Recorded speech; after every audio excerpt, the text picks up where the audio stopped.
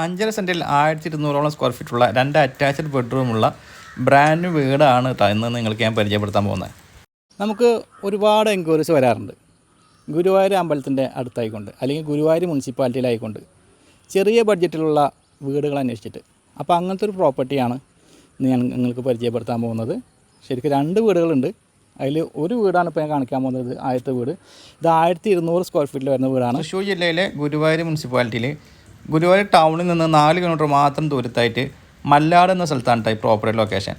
4.5 മീറ്ററോളം വീതിയുള്ള private road ആക്സസോട് കൂടിയിട്ടാണ് ഓരോ വില്ലകളും വരുന്നത്. ആവശ്യക്കാരുടെ ആവശ്യാർത്ഥം കസ്റ്റം വില്ലകൾ ഇവിടെ നിർമ്മിച്ച് നൽകുന്നുണ്ട്. ഓരോ വില്ലക്കും ഓപ്പൺ വെൽ ഇവിടെ പ്രൊവൈഡ് ചെയ്യുന്നുണ്ട് കേട്ടോ. വീടിൻ്റെ അകത്തെ കാഴ്ചയിലേക്ക് പോകുമ്പോൾ സിറ്റ് ഔട്ട് ലെഫ്റ്റ് സൈഡിലായിട്ട് മനോഹരമായിട്ടുള്ള ഒരു ലിവിങ് ഏരിയ വരുന്നുണ്ട് കേട്ടോ. ഫ്ലോറിംഗ് എല്ലാം ചെയ്തിട്ടുള്ള ടൈൽസിലാണ്.